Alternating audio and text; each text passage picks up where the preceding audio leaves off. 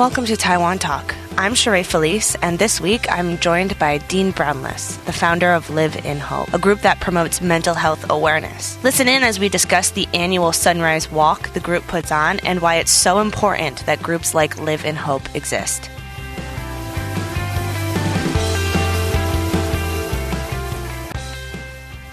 Welcome to Taiwan Talk. I'm here with Dean Brownless, and I hear that you run an annual Sunrise Walk. Yes. Can you tell me about that? Yeah, sure. So the organization is called Live in Hope, and our annual Sunrise Walk is every May, and it's usually the first Sunday of May. This year it's on the 5th of May, so it's a really early morning walk where we meet up at Shangsan. And we hike up Shangsan early morning, so it's a 4:30 a.m. start. So we need to get up to the top of the mountain before the sunrise. And it's all in aid of our organization, which is Live in Hope. And basically, it's an organization that advocates for better mental health awareness and mental health fitness and just general overall health and well-being. So yeah, that's the kind of main aim of our walk. Tell me, how did this walk come to be? How did you guys get the idea for it? Yeah. So it's a good question. So this is our 4th annual walk, and we started the organisation 4 years ago with myself and some close friends and some work colleagues. And I actually had the idea from Ireland. So there's a Irish charity that does a very similar sunrise walk around one of the big parks in Dublin in Ireland, and that's called the Darkness into Light walk. So I just basically took the idea from that and tried to replicate it here in Taipei. So yeah, that's kind of where the basic idea came from. And yeah, we've been kind of just growing year on year with other different events as well. But this one mainly is our kind of flagship event. So it's our biggest event of the year. Have you seen any changes when it comes to talking about mental health or mental health awareness since you've started this walk? Yeah, that's a really good question. I think the topic itself is such a difficult topic, and there's such a big stigma around it, and people don't really like to talk about their problems or the issues, especially in Asian culture. It's not really done. It's kind of more so frowned upon. You know, you kind of try and keep the face and save face. So I think the biggest change that we've seen is people are slowly opening up to talk a little bit more about their mental health. And we do get a lot of people contacting us and asking for recommendations for psychologists or psychiatrists. And that's what we do. We're more than happy to put people in touch with the trained professionals. Does your Live in Hope organization have any therapists who work there? We don't actually have any therapists that work with us at the moment, but that's a goal that we would like to achieve going into the future. We'd like to have maybe a part-time psychologist or a psychiatrist that could work with us. So we are always looking out for those kind of people. One of our aims is that we can put people in contact with psychologists and psychiatrists if they need them. So we do have good recommendations, and we also go to these centres with people. You know, we work closely with the community centre in Tianmu. So they're a local and foreign office, psychology and psychiatrist office there. We also work closely with the Taiwan Suicide Prevention Centre. So we work with those two organisations and other psychologists as well, so we can recommend. But what we do tell people is we are not trained professionals, so we cannot give any advice. We can only pass those concerns to the trained professionals. What have you noticed about the state of mental health affairs in Taiwan? I've seen a lot more groups similar to ourselves, like a few more charities as well, that are kind of advocating for mental health services and advocating for mental health awareness. That's definitely an increase that I have seen.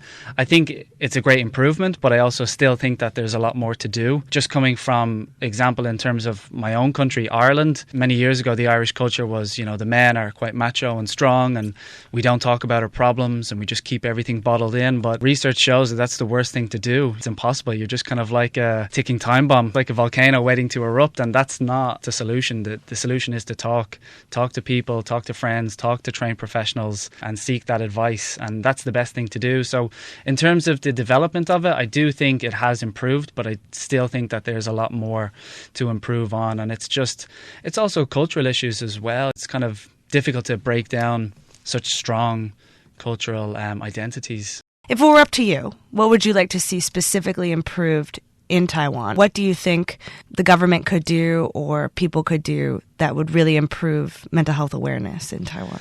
Yeah, I think if they could in some way improve or advocate or advertise for more mental health professional services, that would be great. I think they are there, but a lot of people maybe don't know where to go. And that's where we get a lot of our first point of contact. People will contact us and say, hey, could you recommend a psychologist or a psychiatrist? So there's not really that much information out there, and it's not exactly readily available. So I think if they could make it a little bit more readily available, that I think would help take away some of the stigma around it. But it is difficult, cultural issues, and generally people don't really like to talk too much about their problems. But if the councils and the governments, if they could make it more readily available and kind of advertise and advocate to show and to demonstrate to people that it's not a big issue. Perhaps maybe some informative advertising campaigns to convey the message that it's more common than we think. Just because nobody talks about it doesn't mean that we don't have a problem. So I think that's really important to kind of really push that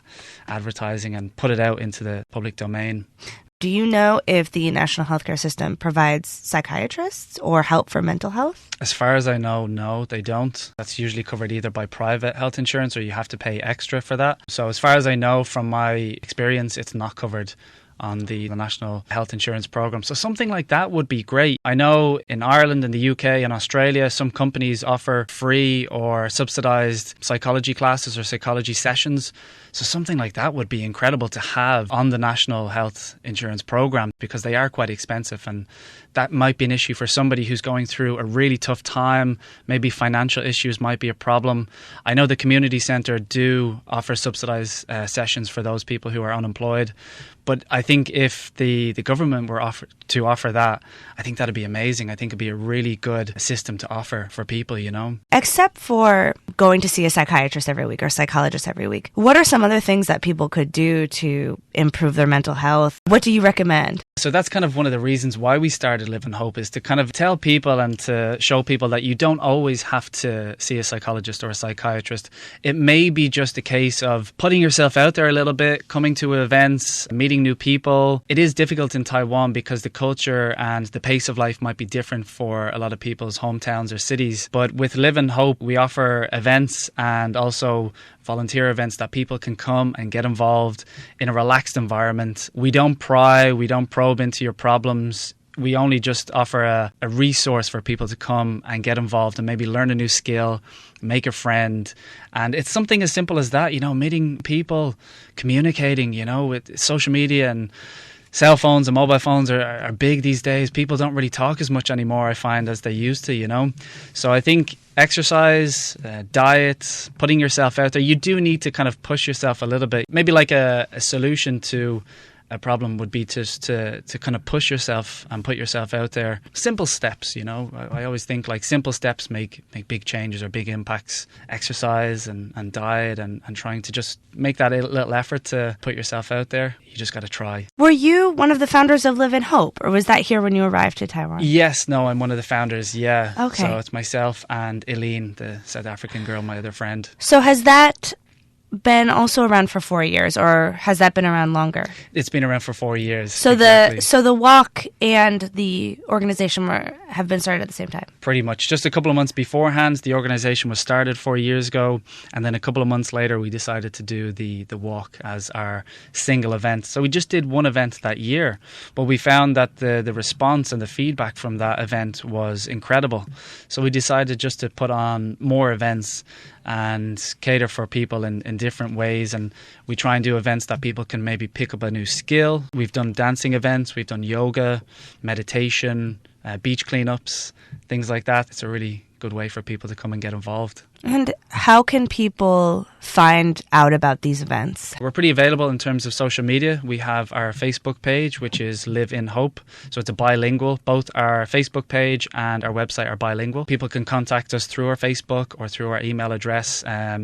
Don't be afraid to get involved. If we're always looking for new members to come and help and volunteer their time or their passion. And if you just want to come to the events, yeah, you can find all the information on our Facebook page and website. Okay, what's your Facebook page and website? Facebook page is Live in Hope, and also the website is liven and then hope.com. Okay. Yeah. So the Facebook page is just one word, right? Live in Hope. Correct. If someone really want to support the walk or they really want to support your organization, what other ways can they support you guys? Well, if they don't or if they cannot make it to the walk, we also have other events. So we cater basically we have active and non-active events. So our previous event was a writing workshop. So for those of you who maybe don't really like exercise or those who maybe just physically cannot come, then we do have other events that we do hold as well that are non-active. So we just try and have a little bit more flexibility for people. Generally as well, if people are struggling, they can always just reach out to us in terms of support. Another thing as well, like I mentioned before, we are always looking for new people to come and get involved as members. So if you have a skill, or even if you'd like to show your skill, or if you have a passion that you have, we'd love to work with you and get you on board as well, because we are a small team, and in order for us to grow and develop, we do need more people. And how often do you guys have events? It's usually every month. We try and stick to an every month schedule, and it's all our events are always on Sundays. So our walk will be on the 5th of May next month, so it's just over, I think it's about 2 weeks' time. Yeah. So that's our next event. The event after that is a surfing event, so it's a beach day and surfing event. And one of the things that we've decided to do is that if anybody who comes to the walk and they register with us, they can get a $100 discount off the price of the next event, which is the surfing event. We are completely 100% non-profit. All the money comes from ourselves or from our events. About how much does each event cost? Yeah, so it really depends. We try and keep our event costs low to a minimum because we don't want to give people a reason or an excuse not to come. So they're on average between around about 100 to 500 NT for the events. I don't know if you feel comfortable talking about this, but I'd like to know what led you to start this. Do you have a backstory in mental health or anything you'd like to share? Yeah, sure. It's a good question. I'm happy to talk about it. Personally, myself, I had some issues in terms of culture shock. When I first came to Taiwan, the first 6 months or the first year was challenging. My Chinese wasn't up to par. It's still not great. It's manageable. But just simple things like making new friends. I always find that Taiwan is a great hub within Asia, but a lot of people are coming and going. People are here for 3 months or 6 months or a year, and then they're gone. So it can be a little bit disheartening. So a lot of people maybe are inclined to not put themselves out there and make friends because they feel like, well, what's the point if that person is going to leave in 6 months or a year? So I find like culture shock is a big thing, especially for foreigners here in Taiwan. And yeah, I found it really tough. Like there were points in my first year where I thought, oh, do I want to go back home? Is this really for me? And friends and family, I spoke to friends and family and they were very encouraging. They said, you know what, just give it a week. See how you feel. Just give it a week and see how it goes, and just day by day. And it slowly got better, It slowly got better. I improved my Chinese, found an apartment, found a job, and slowly things started to come together. But that's kind of my personal issues with stress, anxiety, culture shock, things like that. And it's so easy how easy our mind can run away with us. How powerful our minds are, and either for right or wrong reasons, it's such a powerful thing to have. And I think it's important to keep it healthy, doing things like yoga, meditation, breathing exercises, going outside, going to the beach, going to a park, being in nature. It sounds so obvious, but it's so easy to forget about it. And I'm the first one that will easily forget about it and stressing out. I'm going here, I'm going to this job, it's that class, and I kind of think, well, hold on a second, let's just chill and take a breather and get back to neutral and try and focus on taking it easy. Right now, there's a culture of, oh, I'm busy. I'm so busy all the time. And we thrive on that. It's kind of cool to say, oh, how are you? Oh, I'm busy. Not like I'm fine. Oh, I'm well. Yeah, no, I'm busy. Yeah. I'm good, but I'm busy. And we focus so much on being busy, whereas it shouldn't be like that, but it is. Yeah. So it is just important to keep track of it. No, I agree. I think we live in a culture now where it's also quite easy to isolate yourself. Yeah. And it's really easy to spend the whole weekend in your apartment without going outside and not speaking to anybody. So I completely understand where you're coming from. Would you say the majority of people who go to these events are expats, or are they mostly Taiwanese? It's probably more local Taiwanese. I'd say it's probably like a 60-40 split in terms of locals to foreigners or locals to expats. Yeah, I think for foreigners, it's always going to be about like culture shock and finding themselves here in Taiwan and setting up life for themselves. For locals, they also do come as well because they want a chance to make new friends or to perhaps learn a new skill or have that sense of camaraderie and collectiveness in a group. So yeah, it's probably a little bit more locals to foreigners. And I hope really people can come and get involved this year for our walk on Sunday morning, the 5th of May at 4:30 a.m. So, is there a sign-in sheet that they have to sign in first before? There's not. They can just come and get involved. We'll take their details when they arrive, and that'll be to allow us to give them that discount if they want to come to our surf event the following month. So that's the only thing they need to do. If they want to click going, bring friends, share it on their Facebook, but all the details are on our Facebook page, Live in Hope on Facebook, and our website. And even though it's on your Facebook page, remind me, how much is this event in particular? It's completely free. This one is free. So this event is completely free. So that's the great thing about it. It's free. Come get involved. It's completely free and show your support. The next event we will charge for it because it's a surfing and beach day event. But if people come, they can get $100 off our next event in June. And the surfing and beach event, will you guys be providing surfing lessons? Is that what it is going to be? Yeah, okay. We will. So we'll be working with a surf shop in Wusigang in Yilan. So they'll be providing surf lessons for those people who want to surf. For those people that don't want to surf and just want to come and relax at the beach, they can come and join us as well for free. And will there be transportation there? There will. That will be charged separately. So for the price, it will basically just include the surf lesson. And it's a day trip? It's a full day trip, yeah. It's going to be a full day trip. Probably from around about 8 or 8:30 till around about 5 or 6 p.m. But people can leave the beach whenever they want. There's no pressure to stick around, you know. So. Okay, great. Where are you guys meeting? So we're meeting at the U-Bike station just near Shangsan MRT station. So it's across from Nola's Kitchen restaurant. There's a big U-Bike station there and it's just alongside the park. So it's actually outside the MRT station. You walk down, like 2-minute walk down alongside the park and you'll see the big U-Bike station there. And just to give people an idea of the schedule, we'll have a brief introduction and talk. We won't really spend too much time there. We'll just get started after around 5 or 10 minutes. We'll walk up as a group. Once we get up to the top of the mountain, we'll stand or sit there, watch the sunrise, watch the city of Taipei wake up. And it's a really beautiful thing to see a big, big metropolis like Taipei wake up. And you can see 101 and the Nanshan building. And we also have a big banner where people can sign and take pictures. And it's a really special event. So I hope people can come and get involved and show their support. How long does it usually take to get to the top? It's not even that long. I think it's around, if it depends on how fast or slow, but if you're kind of taking it nice and easy, probably around about 40 minutes to get to the top. Oh, okay. And is it a difficult hike or is it? Not really. It's quite a simple, gentle hike. So I think some people who might be a little bit concerned, like, oh, I'm not fit or I'm not, well enough to do it. Don't worry. You can take your time. There's no pressure. It's not a race. A lot of people think that, oh, we have to get up to the top right now. Shenzai, let's go. But it's not a race, take your time. We do allow for around about 45 minutes of a gentle hike up to allow for the sunrise to come up. So yeah, it kind of doesn't take too long. Okay. So it's pretty much all levels. Exactly. Anybody will be able to do it. Yeah, exactly. Last year we had young teenagers, we had elderly people as well. So we had a great mix of people that came. So for all ages, shapes, sizes, health levels and fitness levels. So yeah, just come get involved. Okay. Yeah. Well, great. Well, thank you so much. Thank you so much. Thanks, Ray.